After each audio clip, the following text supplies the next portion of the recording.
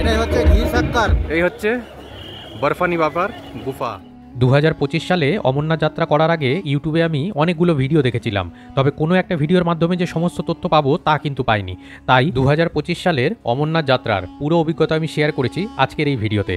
ভিডিওর লেন্থ যদিও বা একটু বড় হয়ে গেছে, আপনারা একটু যদি কষ্ট করে পুরো ভিডিওটা যদি দেখে নিতে পারেন তবে আপনারা সবটাই জানতে পারবেন যে কলকাতা থেকে জম্মু তাওয়াই অবধি কীভাবে করে পৌঁছানো যায়, জম্মু তাওয়াই থেকে আবার কীভাবে করে আপনারা ভগবতীনগর বেস ক্যাম্পে পৌঁছবেন, সঙ্গে ভগবতীনগর বেস ক্যাম্পে ডরমেটারিতে থাকার অভিজ্ঞতা, এছাড়াও রয়েছে লঙ্গরে খাওয়া দাওয়ার অভিজ্ঞতা। তাছাড়াও আমি তুলে ধরেছি সরকারি বাসে বালতাল অবধি যাওয়ার অভিজ্ঞতা এবং রাস্তার অপূর্ব সৌন্দর্যই বা আপনারা কি কি দেখতে পাবেন।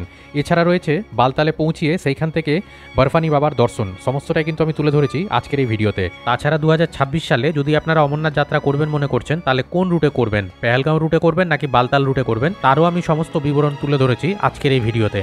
ভিডিওটি আশা করি আপনাদের ভীষণভাবে উপকৃত করবে, তাই ভিডিওটি শেষ অবধি দেখার পরে যদি আপনাদের ভিডিওটি ভালো লেগে থাকে তাহলে অবশ্যই আপনাদের বন্ধুদের মধ্যে অনেক অনেক শেয়ার করে ভিডিওটি দেখার সুযোগ করে দিবেন। তো চলুন ভিডিওটি শুরু করা যাক।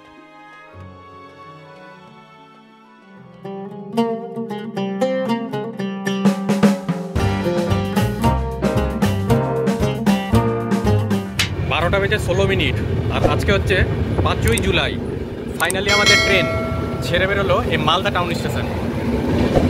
আমি রওনা দিলাম মালদা টাউন স্টেশন থেকে প্রথমত কলকাতা স্টেশন অবধি যাওয়ার জন্য। আর কালকে সকালে মানে 5 জুলাই আবার আমার ট্রেন রয়েছে এই কলকাতা স্টেশন থেকে যাওয়ার উদ্দেশ্যে। ঠিক আছে, তো চলুন আজকে যাত্রাটা শুরু করলাম 5ই জুলাই মালদা টাউন স্টেশন থেকে। রাধিকাপুর এক্সপ্রেস মালদা থেকে ছাড়ার এই মুহূর্তে এসে পৌঁছেছে এই কলকাতা স্টেশন। পরবর্তী যাত্রা আবার এই কলকাতা স্টেশন থেকে আবার শুরু হবে। এই হচ্ছে কলকাতা স্টেশনের 3 নম্বর প্ল্যাটফর্ম, যেখানে আমার গাড়ি দাঁড়িয়ে রয়েছে এই কলকাতা রাধিকাপুর এক্সপ্রেস। এই হচ্ছে কলকাতা স্টেশন, যেখান থেকে আজকে আমার ট্রেন রয়েছে জম্মু তাওয়াই অবধি যাওয়ার জন্য। তো চলুন প্রথমত ভেতরে যাওয়া যাক। ফাইনালি আমাদের ট্রেন দিয়ে দিয়েছে কলকাতা স্টেশনের 3 নম্বর প্ল্যাটফর্মে। আমি যখন মালদা থেকে আসলাম রাধিকাপুরে সেই সময় কিন্তু ট্রেন দিয়েছিল 3 নম্বর প্ল্যাটফর্মে এই কলকাতা স্টেশনের। একই রকমভাবে এই জম্মু তাওয়াই এক্সপ্রেসও কিন্তু দিয়ে দিয়েছে এই 3 নম্বর প্ল্যাটফর্মে। M1 আমার কোচ রয়েছে এবং সিট নম্বর হচ্ছে আমার 31 মানে সাইড লোয়ার। তো পুরো জার্নি কিন্তু আপনার সঙ্গে কিন্তু শেয়ার করব। আর আমাদের এই ট্রেন কলকাতা স্টেশন থেকে জম্মু তাওয়াই টোটাল 1981 কিলোমিটার যাত্রাপথ কিন্তু অতিক্রম করবে এবং সময় নেবে হচ্ছে কিন্তু 45 ঘন্টা 5 মিনিট। কলকাতা স্টেশনে ছেড়ে যাওয়ার রাইট টাইম হচ্ছে 11টা বেজে 45 মিনিট। আমার যেমন আজকে 5 তারিখ আমি জার্নি শুরু করলাম, আমি 7 তারিখে পৌঁছবো 8টা বেজে 50 মিনিটে। এটা হচ্ছে রাইট টাইম। দেখা যাক রাইট টাইমে আমাদের এই ট্রেন পৌঁছাতে পারে কিনা। চলুন আগে ট্রেনের মধ্যে যাওয়া যাক। ঘড়িতে এখন 11টা বেজে 46 মিনিট। আমাদের ট্রেন বেরোলো এই কলকাতা স্টেশন ছেড়ে, যথারীতি রাইট টাইমে কিন্তু ছেড়ে বেরোলো আমাদের এই কলকাতা জম্মু তাওয়াই এক্সপ্রেস। কলকাতা স্টেশন ছাড়ার পর আমাদের এই ট্রেন প্রায় 10 কিলোমিটার পথ অতিক্রম করে আর প্রথম হল্ট এসে দাঁড়িয়েছিল এই দক্ষিণেশ্বরে।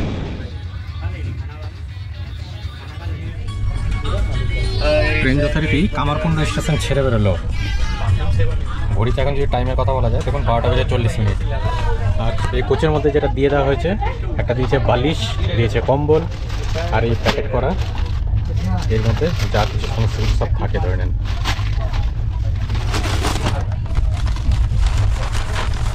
এর মধ্যে টাওয়াল কিন্তু দেওয়া হয়নি, দেখুন টাওয়াল নেই, জাস্ট দুটো চাদর পিলো দিয়েছে যেটা কভার পরানো আছে। তো এই মুহূর্তে আমি রয়েছি এয়ার এসির ইকোনমি ক্লাস। এই ইকোনমি ক্লাসের 31 নম্বর আমার সিট। যদিও আমার পেছন দিকে হয়তো 32 নম্বর দেখা যাচ্ছে, কিন্তু অ্যাকচুয়ালি 32 না, সাইড লোয়ার হচ্ছে আমার 31 নম্বর বার্থ।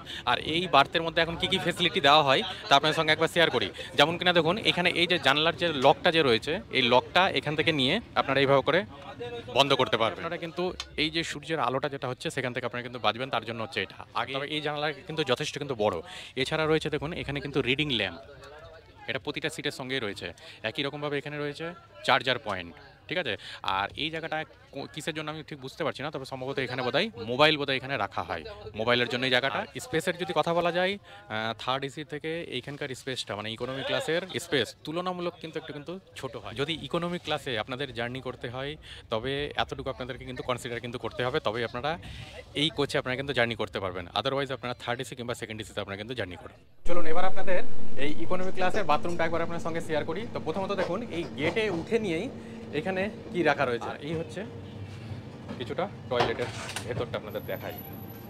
এই হচ্ছে বেসিন, এখানে পুশ করতে গেলে এখানে কিন্তু জল পড়ছে। ওটাতে রয়েছে একটা বড় সাইজের মিরর। এখানে বেশ কিছু জিনিস রাখার মতনও কিন্তু একটা জায়গা কিন্তু রয়েছে, ঠিক আছে।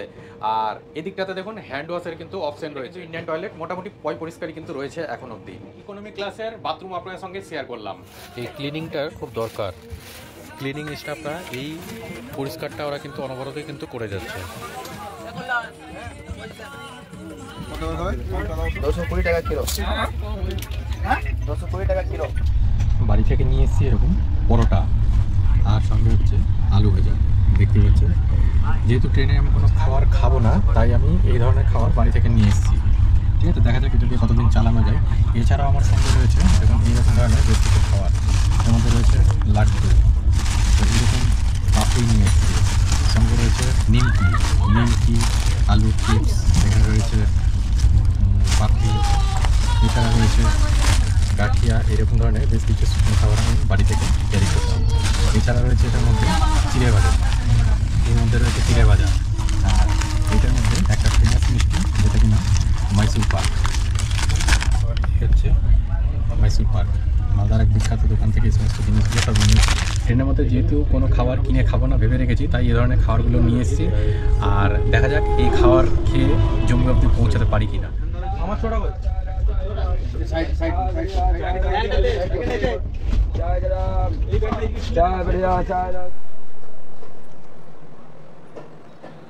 কলকাতা থেকে ছাড়ার পর আমাদের এই ট্রেন 292 কিলোমিটার পথ অতিক্রম করে এই মুহূর্তে এসে পৌঁছেছিল এনএসটিভি স্টেশন কিংবা হচ্ছে গোমো, যা আমরা এই মুহূর্তে ছেড়ে বেরোলাম।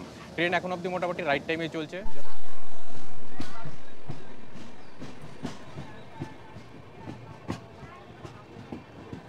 কলকাতা থেকে ছাড়ার পর আমাদের এই ট্রেন 310 কিলোমিটার পথ অতিক্রম করে এসে পৌঁছেছিল এই পরেশনাথ স্টেশনে।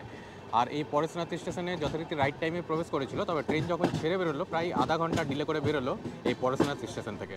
দ্বিতীয় দিনের সকালবেলা মানে 6 জুলাই যখন ঘুম ভেঙেছে, তখন ঘড়িতে দেখি 5:56 কলকাতা স্টেশন থেকে ছাড়ার পর 1009 কিলোমিটার পথ অতিক্রম করে আমি এই মুহূর্তে এসে পৌঁছেছি লখনৌ চারবাগ স্টেশনে। এই লখনৌ চারবাগে পৌঁছানোর কথা ছিল সকাল 11:40 এবং ছেড়ে যাওয়ার কথা 11:50।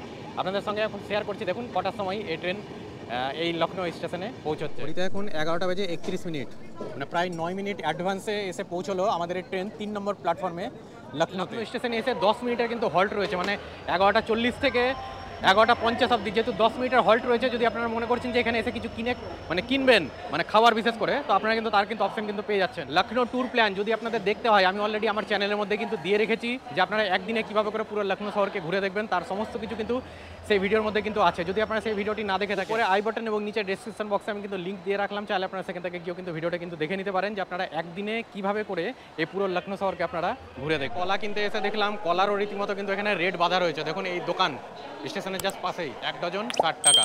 অ্যাপেল, লিচি, ম্যাঙ্গো সমস্ত কিছু কিন্তু লেখা রয়েছে। আর এই হচ্ছে কিছুটা কলার দোকান। আমি কোনো কিছু কিনছি না, যেহেতু আমার কাছে এখনো কিন্তু অনেক কিন্তু খাবার রয়েছে। আমি কিন্তু এখনো খাবার শেষ করতে পারিনি, জানি না কালকের মধ্যেও শেষ করতে পারবো কিনা। যদি শেষ করতে পারি তবেই ধরেন কেনার ব্যাপার আছে, না হলে তো আমার যেগুলো নিয়ে আসা খাবার, সেই সমস্ত খাবার যেহেতু নষ্ট হবে বলে কিন্তু আমি আর কোনো খাবার এখন অবধি কিনছি। ট্রেনের সব থেকে ভালো জিনিস আমার যেটা মনে হয়েছে, যে এই ট্রেনটা জম্মু তাওয়া স্টেশনে যখন ঢুকবে ওই 8:50 এই টাইমের মধ্যে যদি ঢুকে, তাহলে আমি বলবো বেস্ট টাইম। কারণ জম্মুতে পৌঁছে নিয়ে আবার সেখান থেকে অমরনাথের জন্য ভাড়া করার আছে হচ্ছে কনভয়ের গাড়ি, মানে সরকারি বাস, সঙ্গে হচ্ছে কোথায় স্টে করব, কোথায় খাবো, সমস্তটা সঙ্গে RFID কার্ডও কালেক্ট করার ব্যাপার আছে। সমস্ত সকাল পৌঁছতে পারি, তবে কিন্তু আপনারা কিন্তু খুব সকাল সকাল এই সমস্ত জিনিস কিন্তু কালেক্ট করতে পারবো। 11:54 ফাইনালি আমাদের ট্রেন ছেড়ে বেরোলো লখনৌ চারবাগ স্টেশন থেকে। দেখুন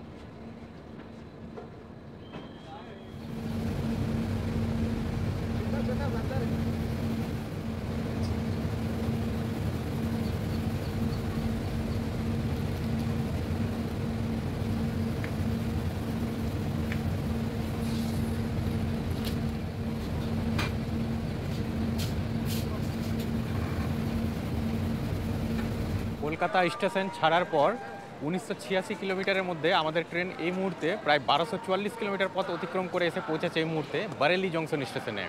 আর ট্রেন এখন অবধি যদি বলা যায় মোটামুটি প্রায় 2 ঘন্টার কাছাকাছি কিন্তু লেট রয়েছে। ট্র্যাকের কিছু কাজ হচ্ছিল, মানে লাইনের কিছু কাজ হচ্ছিল বলে কোনো একটা জায়গাতে প্রায় ধরে নিন ওই 1.5 ঘন্টার বেশি কিন্তু এক জায়গাতে কন্টিনিউয়াসলি ট্রেন কিন্তু দাঁড়িয়েছিল। যতটা পারছি আপনার সঙ্গে শেয়ার করার চেষ্টা করছি এই জার্নি। 7:35 2 নম্বর প্ল্যাটফর্মে দাঁড়িয়েছিল এই বারেলি জংশন স্টেশনে। ঘড়িতে 9:32 আর ফাইনালি আমাদের ট্রেন এসে দাঁড়িয়ে রয়েছে মুরাদাবাদ জংশন স্টেশনে দেখুন। আর স্টেশনে ঢুকতেই দেখি প্রচুর পরিমাণে এখানে কিন্তু বৃষ্টি হচ্ছে। প্রায় 2 ঘন্টা 13 মিনিট লেট করে পৌঁছেছে এই মুরাদাবাদ জংশন স্টেশনে।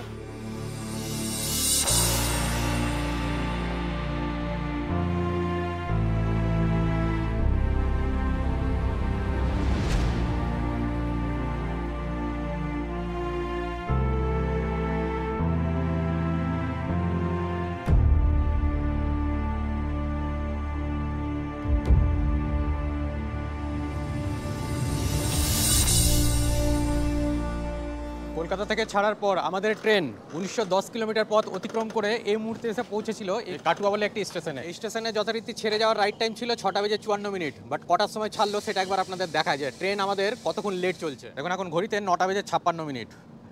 আর ফাইনালি আমাদের এই ট্রেন এই হচ্ছে, আমি স্টেশন কিন্তু ছেড়ে বেরোচ্ছি। তবে একটা কথা আপনাদেরকে জানানোর ছিল, এই পাঠানকোট স্টেশনের পর থেকে আপনাদের কাছে পোস্টপেড সিম থেকে থাকে, সে যে কোনো কোম্পানিরই হতে পারে না কেন, সেই কোম্পানির মানে সেই সমস্ত সিমই একমাত্র আপনাদের অ্যাক্টিভেট থাকবে জম্মু এবং কাশ্মীরে। বাকি যত রকমের প্রিপেড সিমই হোক না কেন, সে যে কোম্পানিরই হতে পারে, সে সিম কিন্তু আর কিন্তু কাজ করবে না। মোবাইলের নেটওয়ার্ক রীতিমতো কিন্তু আমারও কিন্তু চলে গেছে। কাথুয়া স্টেশন কিংবা কথুয়া স্টেশন থেকে জম্মু তাওয়াই অবধি টোটাল ডিস্টেন্স অতিক্রম করবে আমাদের এই ট্রেন প্রায় 76 কিলোমিটার। আর এই 76 কিলোমিটারের মধ্যে আমাদের ট্রেনের এখন গতিবেগ দেখুন মোটামুটি 105 ছুঁয়ে ফেলেছে। ট্রেন আমাদের এখন অবধি প্রায় 2 ঘন্টা 55 মিনিট কিন্তু লেটে রান করছে। এরপরে আমাদের ট্রেন যতই জম্মু তাওয়া স্টেশনের কাছাকাছি পৌঁছতে লাগলো ততটাই প্রতিটা প্যাসেঞ্জারের মধ্যে থেকে এই মাতাদি এবং বরফানি বাবাকে নিয়ে গান করার উদ্যোগও যেন চোখে পড়তে লাগলো। 10:59 ফাইনালি আমাদের ট্রেন প্রবেশ করলো জম্মু তাওয়া স্টেশনে। ট্রেন প্রায় 2 ঘন্টা 11 মিনিট লেট করে এসে পৌঁছে গেলাম জম্মু তাওয়া স্টেশনে। এই দেখুন এখানে লেখাও রয়েছে জম্মু তাওয়া স্টেশন, সামনে রয়েছে জম্মু তাওয়া স্টেশন। আর জম্মু তাওয়া স্টেশনের জাস্ট পাশে রয়েছে এই RFID কাউন্টার। এই RFID কাউন্টার থেকে চলুন প্রথমত আগে RFID কার্ডটা আগে কালেক্ট করে নিই। সামনে ওখানে সিকিউরিটি চেক করে নিয়ে ভেতরে প্রবেশ করাচ্ছে, সেখানে গিয়ে লাইন দিতে হচ্ছে। গিয়ে নিয়ে আপনাদের আধার কার্ড এবং আপনাদের রেজিস্ট্রেশনের যে কাগজটি রয়েছে সেই দুটো দেখার পরেই আপনাদেরকে সঙ্গে সঙ্গে কিন্তু দিয়ে দেওয়া হবে এই RFID কার্ড। আগে RFID কার্ডটা আগে কালেক্ট করলাম। আমার হাতে এই মুহূর্তে দেখতে পাচ্ছেন এই হচ্ছে আমার যাত্রা কার্ড মানে RFID কার্ড। তাও স্টেশনে নামার পরে প্রচুর সংখ্যক কিন্তু লোক কিন্তু এখানে কিন্তু নেমেছে। দেখুন সবাই প্রায় কমে অমরনাথ যাত্রা করছে। আর এখানে বিশাল বড় সাইজের একটি কিন্তু স্ক্রিন কিন্তু লাগানো রয়েছে দেখুন। তো লাগেজ রাখার জন্য এই জায়গাটা করা হয়েছে, এটাকে ওয়েটিং রুম বলা হচ্ছে। আর এখান থেকে জাস্ট বাইরে বেরোতে গেলেই এদিকটাতে রয়েছে কিন্তু ভগবতীনগর। আমি কিন্তু হেঁটে হেঁটেই যাচ্ছি এই সামনে এই বাস স্ট্যান্ডে। আর স্টেশনের পাশে রয়েছে কিন্তু সিমেরও কাউন্টার। যেমন দেখুন এই হচ্ছে এই যে সামনের যে সিঁড়িটা আপনারা দেখতে পাচ্ছেন, এখানে এটা হচ্ছে জম্মু স্টেশনের 1 নম্বর প্ল্যাটফর্মের স্কেলেটরের পাশ দিয়ে বেরাতে গেলে এই সিঁড়িটা পাবেন, যেখানে সমস্ত দেখুন বাসগুলো কিন্তু দাঁড়িয়ে রয়েছে। আর এর পাশে রয়েছে এই হচ্ছে একটা দোকান, ঠিক আছে, যেখান থেকে আমি সিমটা নিলাম। এইখানে সিম 2 রকমের হয়, একটা হয় শুধুমাত্র প্রিপেড সিম, যেটা কিনা শুধুমাত্র কাশ্মীর মানে জম্মু কাশ্মীরে কাজ করবে, বাকি আর কিন্তু কাজ করবে না। আর একটা সিম হয় যেটা আপনার অল ওভার ইন্ডিয়াতে কিন্তু কাজ করবে। এই দোকানদার আমাকে কিন্তু বুঝিয়ে দিল যে আপনারা এখান থেকে যে সিমটা নিচ্ছেন, যদি ভবিষ্যতে আপনারা কখনো মনে করছেন আবার আপনারা জম্মু কাশ্মীর আসবেন, তবে এইখানকার যে সিমটা রয়েছে সেই সিমটা 400 টাকা দাম নিল। সেটা হচ্ছে 1.5 GB করে হচ্ছে পার ডে নেট, 28 দিন ভ্যালিডিটি থাকবে, মানে ইনকামিং আউটগোয়িং দূরে থাকবে। 1 মাস পরে গিয়ে যদি আপনাদেরকে রিচার্জ করতে হয় তবে আপনাদেরকে শুধুমাত্র 10 টাকা করে যদি আপনারা রিচার্জ করতে থাকেন তবে আপনাদের এটা কিন্তু ভ্যালিডিटी एक्सटेंशन होते থাকবে, মানে ইনকামিং কলটা কিন্তু আসতে থাকবে। नमस्ते भैया। अच्छा बोले आपका सिम का क्या प्राइस है? सिम कार्ड सर 350 है, 450 है। जरा फैसिलिटी 350 में सर हम देते हैं आपको JNK में अगर लेना है JNK वाला 22 डेज का रिचार्ज आएगा उसमें, और 28 डेज का रिचार्ज आएगा 350 में। हम आपको सिम दे देंगे जो सिर्फ JNK पर करेगा, मतलब ओनली जम्मू और कश्मीर में चलेगा। जम्मू एंड कश्मीर में। अच्छा मतलब प्रीपेड ही फोन, प्रीपेड ही रहेगा वो इधर से बाहर जाते ही बंद हो जाएगा। अगर आप लेते हो 450 वाला तो वो उसमें 5G अनलिमिटेड रहेगा plus all over India work करेगा। यहाँ भी चलेगा, आपकी स्टेट में भी चलेगा, दोनों जगह चलेगा। कोई एक्स्ट्रा नहीं है, 10 रुपए मंथली वैलिडिटी डालो, उस पर आप चलाते रहो। दूसरा रिचार्ज करवाते हो नहीं करवाते हो कोई इशू नहीं है। जैसे आप कंपलसरी है ना आज के टाइम पे कि आप अपनी सिम में मंथली की बात रिचार्ज करवाना ही करवाना है, हमारी JNK की सिम में ऐसा कुछ नहीं है।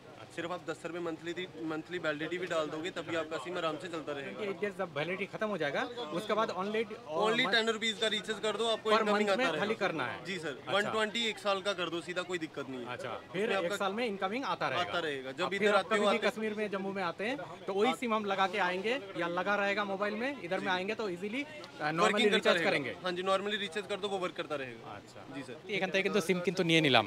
এছাড়া আপনারা কিন্তু ভগবতী নগরও নিতে পারেন। সামনে দেখা যাচ্ছে জম্মু স্টেশন। এই রাস্তা দিয়ে বাইরে বেরোতে গেলে সামান্যটুকু হেঁটে আসতে গেলে আপনারা এখানে কিন্তু এই ভগবতী নগর যাওয়ার জন্য আপনারা বাসও পেয়ে যাবেন, দেখুন এখানে অনেক কিন্তু অটো টোটোর কিন্তু অপশন রয়েছে, ঠিক আছে, কিন্তু ওই রাস্তা দিয়ে চলে যাচ্ছে হচ্ছে কিন্তু সেই জায়গাতে, মানে ভগবতীনগরের বেস ক্যাম্প। অমরনাথ যাত্রার জন্য রেজিস্ট্রেশন করে আসেননি, সেই ক্ষেত্রে আপনারা এখান থেকেও কিন্তু রেজিস্ট্রেশন কিন্তু করিয়ে নিতে পারবেন, ঠিক আছে। তারও কিন্তু এখানে কিন্তু অপশন রয়েছে, সঙ্গে আপনারা এখানে কিন্তু RFID কার্ডও কিন্তু কালেক্ট করে নিতে পারবেন, যেমনটা আমি করেছি।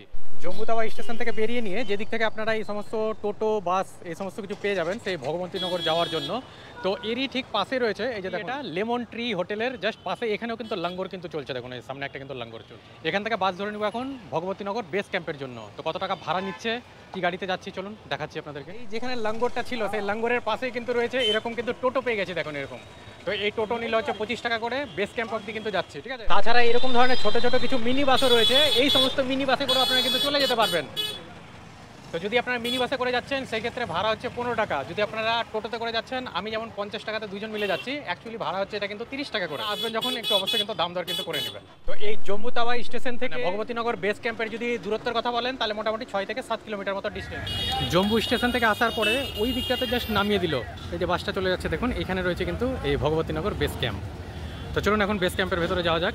আর তাছাড়া যদি আপনারা মনে করছেন যে এখানে কিছু কিনে খাবেন এই ভগবতীনগরে, দেখুন এখানে কিন্তু অনেকগুলো কিন্তু দোকান রয়েছে, এরকম অনেক কিন্তু এখানে কিন্তু দোকান কিন্তু রয়েছে, ঠিক আছে। এই হচ্ছে কিছুটা ভগবতীনগর বাস স্ট্যান্ড, এটাই হচ্ছে ভগবতীনগরের গেট বেস ক্যাম্পে ঢোকার। মোটামুটি লাইন, লোকে এরকম লাইন দিয়ে রয়েছে, দেখুন হচ্ছে বেস ক্যাম্প। আর সামনে ওই যে কাউন্টারটা দেখা যাচ্ছে সেখানে কিন্তু অ্যাকচুয়ালি চেকিংগুলো হচ্ছে। একবার বড় করে আপনাদেরকে দেখানোর চেষ্টা করছি, দেখুন যাত্রী নিবাস দেখুন লেখাও রয়েছে। বালটালের রুট দিয়ে যাওয়ার জন্য এই হচ্ছে বাসের টিকিট কাউন্টার, আর এইটা কিন্তু অর্ডিনারি বাসের টিকিট। দেখুন আপনাদেরকে একবার জুম করে দেখানোর চেষ্টা করছি, দেখুন জাম্বু টু বালতাল অর্ডিনারি 653 টাকা ভাড়া দেখাচ্ছে, ঠিক আছে। আর এই বাস টাইমিংয়ের যদি কথা বলা যায়, এটা সকাল 10টা থেকে রাত্রি 9টা অবধি এর কিন্তু টাইমিং রয়েছে এই টিকিট কাউন্টারের। আর এই টিকিট কাউন্টারটা রয়েছে একেবারে এই যে ভগবতীনগর যে বেস ক্যাম্প আছে, জাস্ট বেস ক্যাম্পের ভেতরেই রয়েছে এই টিকিট কাউন্টার। এই হচ্ছে বেস ক্যাম্পের বাইরে দিক, ঠিক আছে। আর এই একটা সাইডে বানিয়েছে এরকম এই টিকিট কাউন্টারকে। টিকিট কাটা হয়ে গেল, ঠিক আছে। আর অনেকটা কাছে দিয়ে দেখুন প্লেন যাচ্ছে, দেখুন বালটালের টিকিট কাউন্টারের কাছে এসে আপনারা যদি মনে করছেন যে এখানে আপনারা অনলাইন ইউজ করবেন, এখানে অনলাইনে অপশন নেই, এখানে আপনাদেরকে কিন্তু ক্যাশই দিতে হবে, মানে 653 টাকা। দেখুন আমরা দুইজনের জন্য এখানে আমাদের পয়সা লেগেছে টোটাল 1306 টাকা। দিকে কিন্তু লিখে দেওয়া হচ্ছে এখানে বাসের নম্বর, দেখুন 12 নম্বর বাস, টাইম হচ্ছে 2টোর সময়, 6 এবং 7 নম্বর হচ্ছে।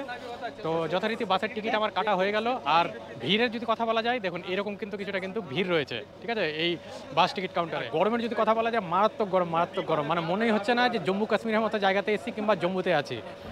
ভগবতীনগর বেস ক্যাম্পের মধ্যে প্রবেশ করতে গেলে ডরমেটারির জন্য এরকম ধরনের একটা ফর্ম দিয়ে দেওয়া হচ্ছে, যে ফর্মটা আপনাদেরকে ফিল আপ করে নিতে হবে। এই ফর্ম ফিল আপ হয়ে গেলে তারপরে আপনাদেরকে এরকমভাবে লাইনে দাঁড়িয়ে যেতে হবে। এই হচ্ছে ভগবতীনগর বেস ক্যাম্পের কিছুটা ভিতরের এরিয়া।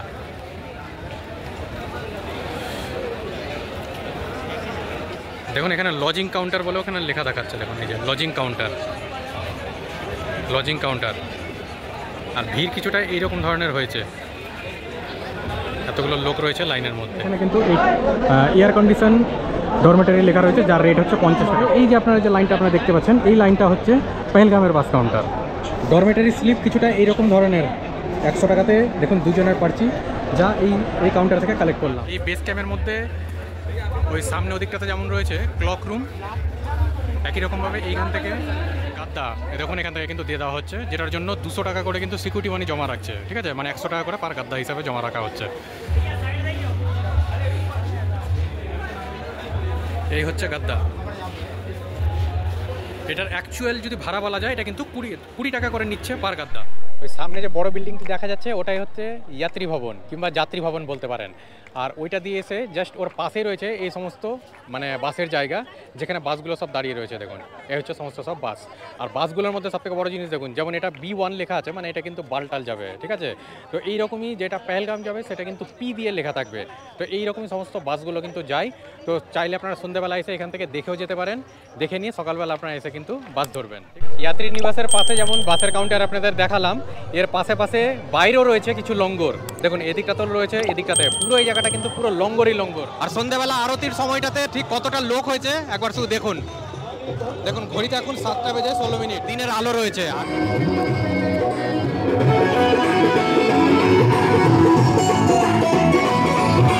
ভান্ডারাতে কত রকমের খাবার দিচ্ছে দেখুন। এই যে একটা সবজি, এখানে দিয়েছে রাইস, এছাড়াও দিচ্ছিল রুটি, যদিও আমি নিইনি।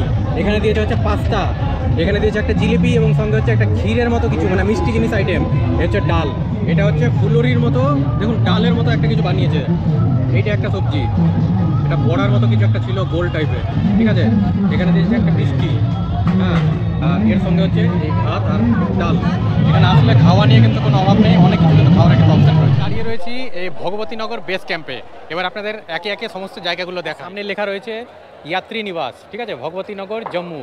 तो এটা হচ্ছে সেই यात्री निवास যেখানে আপনারা ওই 50 টাকার বিনিময়ে আপনারা কিন্তু থাকতে পারবেন এসি ডরমেটারিতে। দর্শনার্থী এখানেও কিন্তু বেশ কিছু আছে, যারা আগে এসেছে তারা কিন্তু ওই সমস্ত ডরমেটারিতে সিট পাবে, কিন্তু আর যারা দেখা গেল লেট করে আসলো তারা কিন্তু আর ডরমেটারিতে সিট পাবে না। তারা কিন্তু এরকমভাবে বাইরে এই গাদ্দা নিয়ে কিংবা নিজস্ব চাদর ফাদর নিয়ে কিন্তু বাইরেই আপনাদেরকে রাত্রি কাটাতে হবে। সামনে ওদিকটাতে লঙ্গর।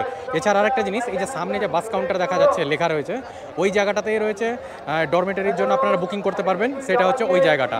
আর সঙ্গে ওইখান থেকে পেহেলগাম যাওয়ার জন্য বাসের টিকিট কাউন্টার রয়েছে। তো চলুন আপনাদেরকে পেহেলগামের টিকিট কাউন্টারতে কত টাকার মতো রেট নেয় সেটা এবার আপনাদের একবার দেখাই।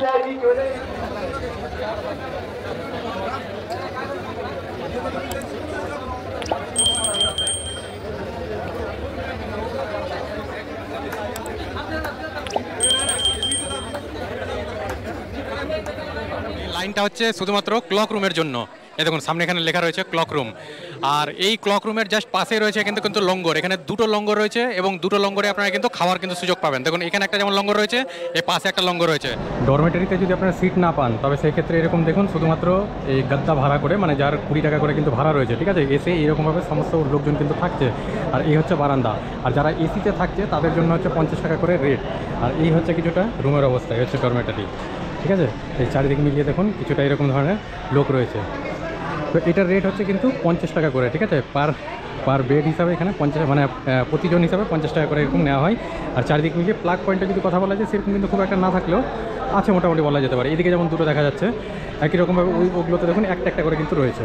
তো এই হচ্ছে এই এসি ডরমেটারি, আর এখানে 5খানা এসি রয়েছে, বাট চলছে কিন্তু দুটো, ঠিক আছে, এবং রুমটা কিন্তু ঠান্ডা রয়েছে। আর ফ্যানের যদি কথা বলা যায় দেখুন অনেকগুলো কিন্তু ফ্যান রয়েছে কিন্তু এই রুমের মধ্যে। বেড ভাড়া নেওয়ার এই হচ্ছে মেমো, যেটা আপনারা সামনে এখন দেখতে পাচ্ছেন। সিকিউরিটি ডিপোজিট যদি বলা যায় এখানে কিন্তু 200 টাকা কিন্তু লেখা রয়েছে। যেই সময় আপনারা যখন জমা দিবেন সেই সময়টাতে এই 200 টাকা আপনারা কিন্তু রিফান্ড পাবেন, মানে এটা রিফান্ডেবল অ্যামাউন্ট হচ্ছে এই 200 টাকা। বেডগুলো যেখান থেকে কালেক্ট করা হচ্ছিল আবার একই রকমভাবে এই বেডগুলো আবারকে ওই জায়গাতে কিন্তু জমা করে দিতে হচ্ছে, তবে যে সিকিউরিটি মানি যেটা জমা থাকছে সেটা কিন্তু আবার কিন্তু ফেরত হয়ে যাচ্ছে।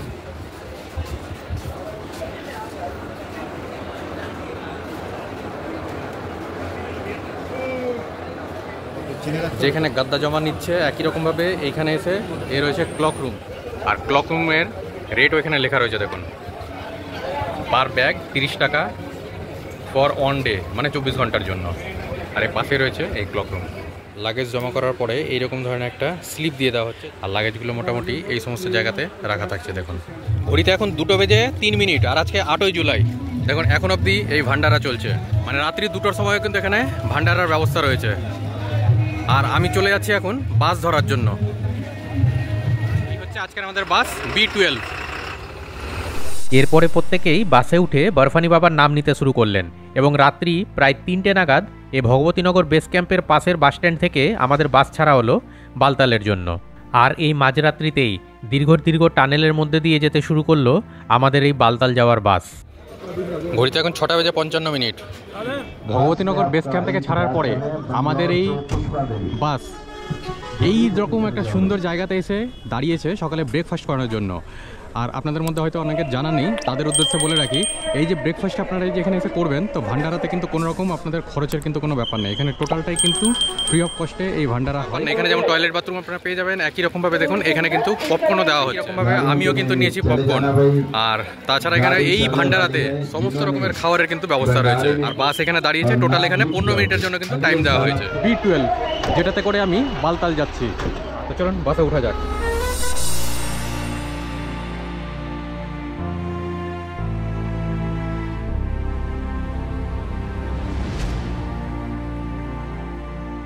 ফাইনালি পৌঁছে গেলাম। দেখুন ঘড়িতে এখন 8টা বেজে 35 মিনিট।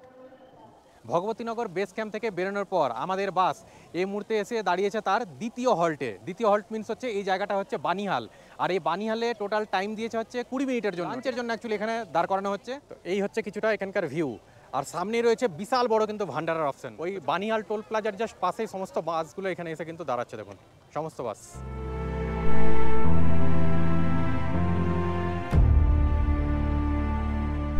এ হচ্ছে বানিহালের সেলফি পয়েন্ট, দেখুন এখানে লেখা রয়েছে সেলফি পয়েন্ট, আর এখানে প্রত্যেকে আসছে এরকমভাবে কিন্তু সেলফি নিয়ে নিচ্ছে। আর এই বানিহালের এই যে আপনাদের যেই জায়গাতে বাস এসে দাঁড় করাচ্ছে এখানে প্রচুর কিন্তু লঙ্গরের কিন্তু অপশন রয়েছে, দেখুন চারিদিক মিলিয়ে কিন্তু লঙ্গর। টোটাল এখানে 20 মিনিটের জন্য কিন্তু টাইম দেওয়া হচ্ছে। সবথেকে বড় কথা, আপনারা খাবার খাবেন নাকি এখানকার সৌন্দর্য উপভোগ করবেন সেটা করতে গিয়ে রীতিমতো এখানে কিন্তু সময় কিন্তু চলে যাচ্ছে। এখানে টোটাল 20 মিনিটের জন্য কিন্তু দাঁড়াচ্ছে, এটা কিন্তু আপনারা মাথায় রাখবেন। বাসের আপনারা কিন্তু টাইমের কিন্তু অমান্য করবেন না, নাহলে আপনাদের কিন্তু বালতাল অবধি পৌঁছানোতে আপনাদের কিন্তু অনেকটা কিন্তু দেরি হয়ে যাবে। এই জিনিসটা অবশ্যই আপনারা কিন্তু মাথায় রাখার চেষ্টা করবেন। এখন কিন্তু পুরোপুরি 9টা বাজে, দেখুন 9টা। তো চলুন বাসের মধ্যে যাওয়া যাক।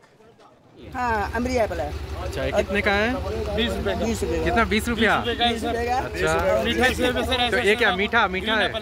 अच्छा इसका नाम होता है एकदम मीठा है ये क्या आपका इधर का लोकल का है? जी, लोकल का मीठा है। अच्छा, और एक जो रेड कलर का जो दिखा रहे हो क्या चीज है? ये रेड कलर का आलू बुखारा है सर। क्या आलू खारा? आलू बुखारा।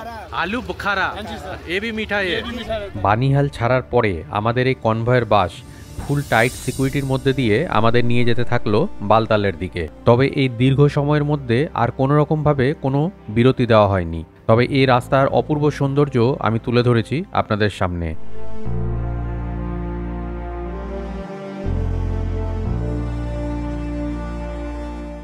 এই সমস্ত গাছগুলো সবগুলো আপেলের গাছ। একটু ভালো করে লক্ষ্য করলে আপনারা দেখতে পাবেন গাছের মধ্যে আপেল ধরে আছে।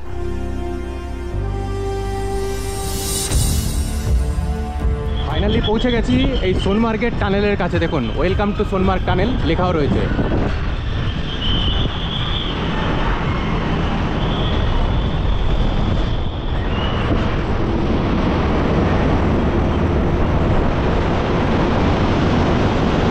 এই হচ্ছে সোনমার্গের নতুন টানেল।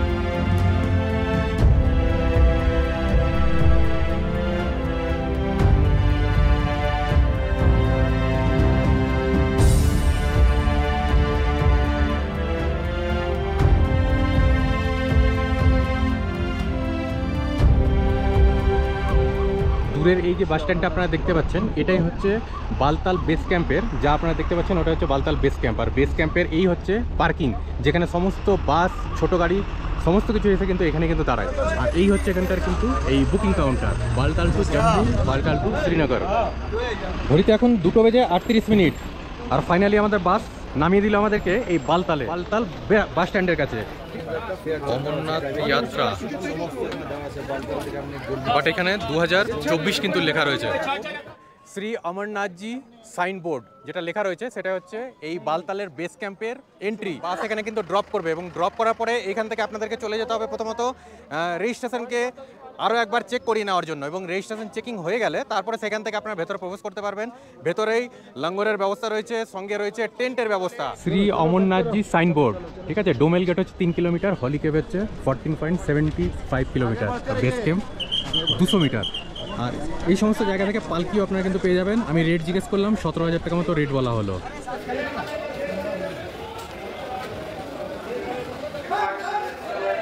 বালতালের লঙ্গর এটা কারি, এ হচ্ছে রাইস, আর এ হচ্ছে একটা আলু দিয়ে সবজি। টেস্ট কিন্তু দারুণ, ঠিক আছে। তাহলেও কিন্তু অনেকগুলো কিন্তু এরকম লঙ্গরের কিন্তু ব্যবস্থা রয়েছে। তবে এইখানে কিন্তু রয়েছে দেখুন এই ওয়াটার এটিএম, ঠিক আছে। আপনারা চাইলে এখান থেকেও কিন্তু জল কিন্তু ভরে নিতে পারেন, মানে এক কথায় ফিল্টার জল। টিকিট বুকিং কাউন্টার, যেখানে সমস্ত কিছু কিন্তু রেটগুলো লেখা রয়েছে। ডোমেল গেটের কাছেই গিয়ে আমি কিন্তু টেন্ট নিচ্ছি এবং ওইখানে লাঙ্গর টাঙ্গর সমস্ত কিছুর ব্যবস্থা রয়েছে। চলুন ওখানে গিয়ে দেখাবো আপনাদের। পালকির রেটটা এখানে আপনাদের সামনে তুলে ধরলাম। এই হচ্ছে বালতাল বেস ক্যাম্প, যেখান থেকে ভেতরে প্রবেশ করছি। বালতাল বেস ক্যাম্পে এরকম ফুচকা পাওয়া যাচ্ছে, সঙ্গে আছে দেখুন দই বড়া, খুব যত্ন সহকারে কিন্তু খাওয়াচ্ছেন। বরফানি বাবাকে কোন বছরে কিরকম দেখিয়েছিল তা আপনার সামনে কিন্তু তুলে ধরলাম। 95 থেকে শুরু করে পুরো দেখিয়েছে একেবারে 2024 অব্দি। এইরকম পাঁপড়ও পাওয়া যাচ্ছে, সঙ্গে আমি নিয়েছি ফ্রেঞ্চ ফ্রাই। এছাড়াও আপনারা পেয়ে যাবেন এরকম। 9টা বেজে 34 মিনিট, আর আজকে 8ই জুলাই ফাইনালি আমি পৌঁছে গেলাম তালের বেস ক্যাম্পের কাছে, মানে যে ডোমেল গেট, যেখান থেকে অ্যাকচুয়ালি এই সকালবেলার যে জার্নিটা স্টার্ট হবে, জাস্ট আমি তার পাশেই কিন্তু টেন্ট নিয়েছি। আর এই সমস্ত জায়গাতে দেখুন অনেক কিন্তু টেন্টের কিন্তু অপশন রয়েছে। আজকে 8ই জুলাইয়ে এই সমস্ত টেন্টের রেট পার হেড হিসাবে 300 টাকা করে পড়ছে, ঠিক আছে। আর এটা কিন্তু জাস্ট একদম ডোমেল গেটের কিন্তু পাশেই রয়েছে। এই যে স্ট্যাচুটা আপনারা দেখছেন, এর জাস্ট পাশে পাশে এসেই আপনারা কিন্তু থাকতে পারেন। টেন্ট, এই টেন্টের মধ্যে একটা করে কিন্তু প্লাগ পয়েন্ট কিন্তু দিয়ে দেওয়া হচ্ছে। দেখুন আমি এখানে কিন্তু রীতিমতো লাগেজ ফাগেজ সমস্ত কিছু কিন্তু রেখে দিয়েছি। এই যে মূর্তিটা দেখা যাচ্ছে, এর জাস্ট পাশেই রয়েছে হচ্ছে ডোমেল গেট। এখান থেকে যে ডিস্টেন্সের কথা বলা যায়, টোটাল 200 मीटर মতো কিন্তু হবে डोमेल गेट। 300-400 पर हेड। अगर 5 आदमी अगर आता है उसके लिए सेपरेट टेंट मिल जाएगा? हाँ मिल जाएगा। अच्छा, उसके लिए क्या प्राइस आता है? 2000-2500 जैसे सीजन के हिसाब से होता है, जैसे यात्रा चलेगी। जैसे आज आप हमको दिए हैं 300 रुपया में, अगर कोई नेक्स्ट वीक में आता है तो उसके लिए रेट क्या बढ़ सकता है, कम हो सकता है? अच्छा, बढ़ भी सकता है, कम भी हो सकता है। मोहम्मद जावेद 9906329783। ये হচ্ছে একটা মিক্স সবজি, এ হচ্ছে রাইস, এটা হচ্ছে কলার ডালের তরকা মতো, এটা হচ্ছে পনিরের সবজি, এখানে হচ্ছে পাস্তা, সিমাই, এটাই হচ্ছে ঘি শক্কর। বালতালের ডোমেল গেটের কাছে এই হচ্ছে আজকে আমার রাতের খাবার। তো আমি এই মুহূর্তে দাঁড়িয়ে রয়েছি ডোমেল গেটের কাছে, ঠিক আছে। আর টাইমের যদি এখন কথা বলা যায়, দেখুন ঘড়িতে এখন 2টা বেজে 45 মিনিট। তো এখনই কিন্তু অলরেডি কিন্তু লাইন পড়ে গেছে। তো চেষ্টা করবেন আপনারা যত সকাল সকাল পারবেন এই লাইনে এসে দাঁড়াতে। এটাই হচ্ছে ফাইনাল চেকিং। আপনারা দেখতে পাচ্ছেন ওটাই হচ্ছে ডোমেল গেট, যা আমি সিকিউরিটি কমপ্লিট করে আসলাম। আর ঘড়িতে যদি এখন টাইমের কথা বলা, এখন 4টা বেজে 14 মিনিট। ফাইনালি আমি স্টার্ট করলাম এখন এখান থেকে হাঁটা। ডোমেল গেট দিয়ে আসার পরেই প্রথমতই আমরা যেটা দেখতে পেয়েছি, প্রথম এই বর্ডার রোড অর্গানাইজেশনের এই বোর্ডটি, যেখানে লেখা রয়েছে দেখুন হলিকেভ 11.75, মানে প্রায় 12 কিলোমিটারের থেকেও কিন্তু কম। তো এই রাস্তা দিয়ে কিন্তু যাওয়া কিন্তু শুরু করতে হচ্ছে। তো চলুন স্টার্ট করা যাক।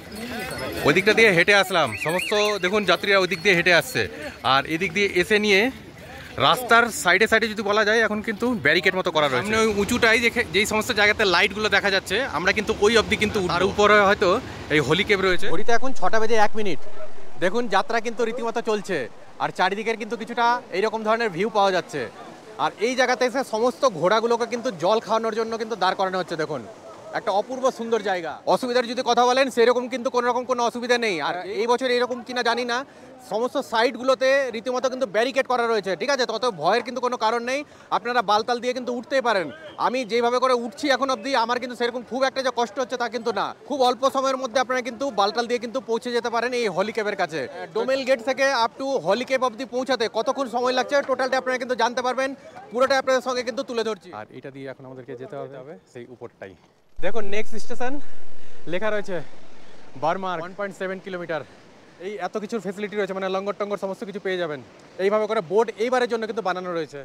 দেখুন খাড়াইয়ের যদি কথা বলা যায়, কিছুটা এইরকম ধরনের কিন্তু খাড়াই রয়েছে। একই রাস্তা দিয়ে যেমন ঘোড়া চলছে, একই রাস্তা দিয়ে পালকি, একই রাস্তা দিয়ে মানুষও চলছে। এইটার জন্য একটু অসুবিধা, বাকি কিন্তু অসুবিধা কিন্তু সেরকম কিন্তু কোনো কিন্তু কারণ কিন্তু ভয় পাওয়ার কোনো ব্যাপার নেই। আপনারা কিন্তু বালতাল দিয়ে কিন্তু আসতেই পারেন। এরকম নিচে দিয়ে উঠে আসলাম, ঠিক আছে। উঠে এসে নিয়ে দেখুন ওই দিকটা তো বেশ কিছু খাবারের কিন্তু দোকান রয়েছে। আবার এসে নিয়ে এই জায়গাটাতেও কিন্তু বেশ কিছু কিন্তু দেখুন ফল টল কিন্তু বিক্রি হচ্ছে এখানে। ফল, কোল্ড ড্রিঙ্কস, জলের বোতল সমস্তটাই রয়েছে। আর এরপর থেকে সামনে আরও নাকি বলা চড়াই রয়েছে 2.5 কিলোমিটার মতো।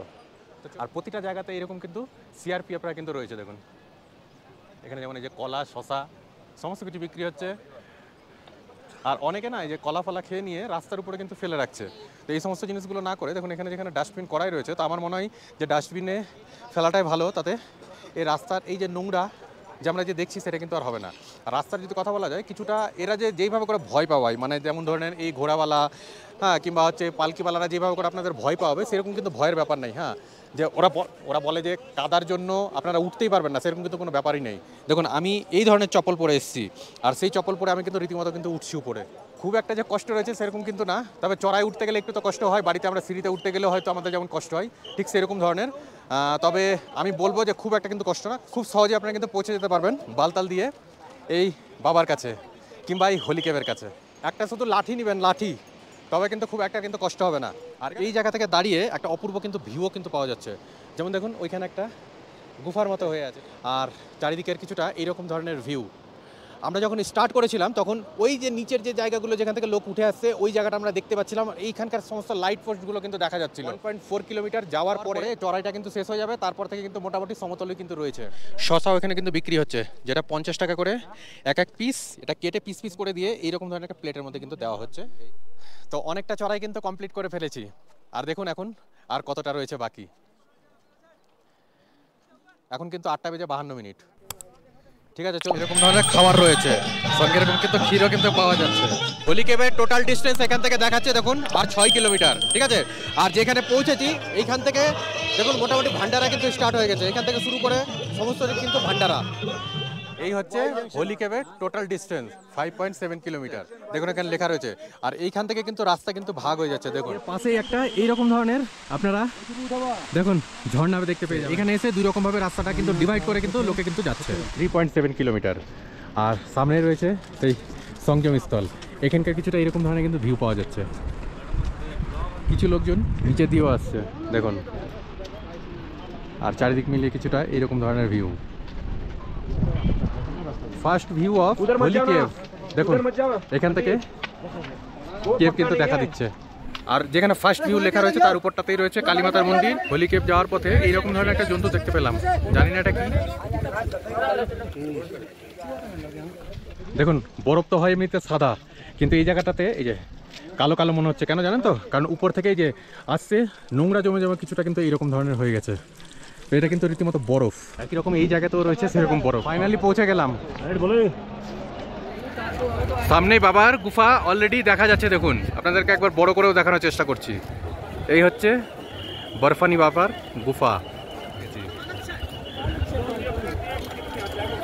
আর সমস্ত ঘোড়াগুলো এই বরফানি বাবার এইখানেই এসে কিন্তু দেখুন সমস্ত টুরিস্টদেরকে কিন্তু নামাই। দেখতেই পাচ্ছেন চারিদিক মিলিয়ে পুরো ঘোড়া আর ঘোড়া। দেখুন আমি এই দিকটা দিয়ে হেঁটে আসলাম, এটা হচ্ছে বানতালের দিক, আর এই যে দিকটা আপনারা দেখতে পাচ্ছেন এটাই হচ্ছে পেহেলগাঁওয়ের দিক। আর কেভের জাস্ট পাশেই রয়েছে দেখুন এই হচ্ছে হেলিপ্যাড গ্রাউন্ড। হেলিপ্যাড গ্রাউন্ড থেকে যদি এই ডিস্টেন্সে যদি কথা বলা যায় মোটামুটি ধরেন 1.5 থেকে 2 কিলোমিটারের কাছাকাছি। দেখতে যতটা কাছে মনে হচ্ছে অ্যাকচুয়ালি অতটা কাছে না, একটু কিন্তু দূর রয়েছে। ঠিক আছে, ঘড়িতে এখন 12:26। হোলিকে পৌঁছানোর জন্য আমি কটার সময় স্টার্ট করেছিলাম বালতাল থেকে তা আপনার সঙ্গে শেয়ার করেছি, এবং এখানে কটার সময় পৌঁছালাম সেটা আপনাদেরকে শেয়ার করলাম। এবার আপনাদেরকে একটা ইনফরমেশন দিয়ে রাখি, যদি আপনারা এখানে আসছেন আপনাদের ব্যাগ মোবাইল কোনো কিছু আপনারা কিন্তু ভেতরে নিয়ে যেতে পারবেন না, মানে এই হোলি ক্যাম্পের মধ্যে আপনারা নিয়ে যেতে পারবেন না। সমস্ত লাগেজ মোবাইল সমস্ত কিছু জমা রেখে যেতে হবে। তো এইখানে বেশ কিছু কিন্তু কাউন্টার রয়েছে, ঠিক আছে, মানে ক্লক রুম রয়েছে। তো সেই ক্লক রুমে জমা দেওয়ার আগে আপনারা চেষ্টা করবেন আপনাদের মোবাইল কোনো যদি আরও অন্য কোনো গ্যাজেট থেকে থাকে সেই সমস্ত কিছু জিনিস আপনারা কিন্তু আপনাদের ব্যাগের মধ্যে ভরে নিয়ে আপনারা কিন্তু ক্লক রুমে জমা দিবেন। আর তার আগে যদি আপনাদেরকে স্নান ফ্রান যদি করার ব্যাপার থাকে তো আপনাদেরকে একবার দেখায় দেখুন। হোলি ক্যাম্প দেখতে পাচ্ছেন তার জাস্ট পাশেই রয়েছে এরকম ধরনের একটা নদী, যেখানে দেখুন বহু লোক কিন্তু এখানে কিন্তু স্নান করছে, ঠিক আছে। আর এই যে লাল লাল যে ঘরগুলো দেখতে পাচ্ছেন এগুলো কিন্তু ক্লক রুম। তো চাইলে আপনারা এই সমস্ত জায়গাতে গিয়েও আপনারা কিন্তু আপনাদের লাগেজ কিন্তু রাখতে পারেন। আর জমা করার আগে যদি আপনাদেরকে চেঞ্জ করার ব্যাপার থাকে তাহলে অতি অবশ্যই আগে আপনারা কিন্তু চেঞ্জ করে নেবেন, মানে স্নান ফ্রান করে চেঞ্জ করে নেবেন। টয়লেট বাথরুমের যদি ব্যাপার থাকে দেখুন টয়লেট বাথরুম ওই দিকটাতেও রয়েছে, আর তাছাড়া যদি আপনারা মনে করছেন ওই দিকটাতেও কিন্তু বেশ কিছু কিন্তু টয়লেট বাথরুম রয়েছে। এই দিকটা দেওয়ার আগে আপনারা যদি স্নান করার ব্যাপার থাকে তাহলে আগে স্নান করে নিন। স্নান করে নিয়ে তারপরে আপনারা ড্রেস চেঞ্জ করে নিয়ে তারপরে আপনারা সমস্ত গ্যাজেট দিয়ে আপনারা কিন্তু জমা রাখুন এই সমস্ত ক্লক রুমগুলোতে। তারপরে আপনারা যাবেন হচ্ছে দর্শনে। তো চলুন, আমার কোনো কিছু এখন হয়নি, আমি জাস্ট পৌঁছেছি। তো চলুন আগে আমি প্রথমত দর্শন করে আসি। এরপরে আমি খুব ভালো মতো বরফানি বাবার দর্শন করে এলাম। আমি যেহেতু বালতাল রুট দিয়ে এলাম এবং পেহেলগাঁও রুট আমার যেহেতু দেখা ছিল না, তাই আমি সিদ্ধান্ত নিলাম যে পেহেলগাঁওয়ের রুট দিয়ে আমি আমার এই যাত্রা সম্পন্ন করব। তাই আজকের জন্য আমি চলে যাচ্ছি পঞ্চতরণী, যেখানে আজকে আমি গিয়ে স্টে করব। আর ওইটা হচ্ছে কিন্তু সেই বালতালের হাঁটা রুট। আর এই যে রুটটা আপনারা দেখতে পাচ্ছেন এখান থেকে সমস্ত ঘোড়াগুলো কিন্তু আসে, ঠিক আছে। ওই সামনেটাতে কিন্তু হোলি কেভ, যা আমরা কিন্তু দর্শন করে আসলাম। তো আমি এখন এইটা দিয়ে চলে যাচ্ছি প্রথমত এই পঞ্চতারিণী অবধি। ঘোড়ার রাস্তাটা এইটাই, ঠিক আছে, মানে বালতাল দিয়েই হোক কিংবা পেহেলগাঁও দিয়ে যেতে গেলে ঘোড়া কিন্তু এটা দিয়ে যাবে।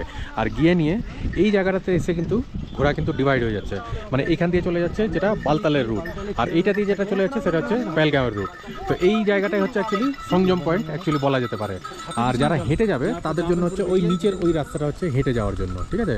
মানে বালতাল দিয়ে যারা হেঁটে আসছে তারা দেখুন ওটা দিয়ে হেঁটে আসছে, ওই রাস্তা আপনারা কিন্তু ঘোড়া দেখতে পাবেন না, দেখুন একটা কিন্তু ঘোড়া নেই, সমস্ত ঘোড়া এটা দিয়ে কিন্তু নেমে যাচ্ছে। তাহলে আপনারা পেহেলগাঁও দিয়ে যেতে পারেন, না হলে আপনারা বালতাল দিয়েও আপনারা কিন্তু যেতে। যাওয়ার পথেই দেখতে পেলাম এই বোর্ডটা আপনার সঙ্গে শেয়ার করলাম। বালতালের রুটে রাস্তা ঠিক আমি এতটা খারাপ দেখতে পাইনি যতটা আমি এই পঞ্চতরণী যাওয়ার পথে দেখতে পাই। মানে হোলি কেভের রাস্তা কিন্তু এটাই, এটা দিয়ে এসে নিয়ে এখন আমরা এটা দিয়ে নিচের দিকে যাচ্ছি। রাস্তা দিয়ে যাওয়ার পথে আবারও একটা বোর্ড দেখতে পেলাম যেটা কিনা পঞ্চতরণী এখান থেকে 2 কিলোমিটার। রাস্তাটা কিন্তু কোনো রকম মানে চড়াই নেই, লেখা রয়েছে পঞ্চতরণী 1 কিলোমিটার। তো এই হচ্ছে পঞ্চতরণী বেস ক্যাম্প। তো চলুন যাওয়া যাক, মোটামুটি পৌঁছিয়ে গেছি। এগুলো আপনার সঙ্গে একবার শেয়ার করে দিলাম। এই বেস ক্যাম্পের কাছেই কিন্তু রয়েছে এই কাউন্টার। এই হচ্ছে পঞ্চতরণী বেস ক্যাম্প, আর এখান থেকে শেষনাগের দূরত্ব হচ্ছে টোটাল 14 কিলোমিটার, আর চন্দনওয়াড়ি হচ্ছে টোটাল 26 কিলোমিটার। বরফানি বাবার দর্শন হয়ে গেলে আপনারা হোলি কেভের কাছাকাছি থাকার কোনো অপশন পাবেন না। হয় আপনাদের বালতাল রুট দিয়ে সোজা বালতালে নেমে যেতে হবে, না হয় আপনাদের পেহেলগাম রুট দিয়ে আসার পথে এই পঞ্চতরণীতে এসে আপনাদের স্টে করতে হবে সব থেকে কাছাকাছি, যেটা কিনা হোলি কেভ থেকে প্রায় 6 কিলোমিটার। এছাড়া আপনারা শেষনাগ এবং পরবর্তীতে চন্দনওয়াড়ি হয়ে আপনারা পেহেলগাঁওতে নেমে যেতে পারেন, যেমনটা আমি করেছিলাম। এ হচ্ছে টোটাল এখানকার রেট আপনার সঙ্গে শেয়ার করলাম।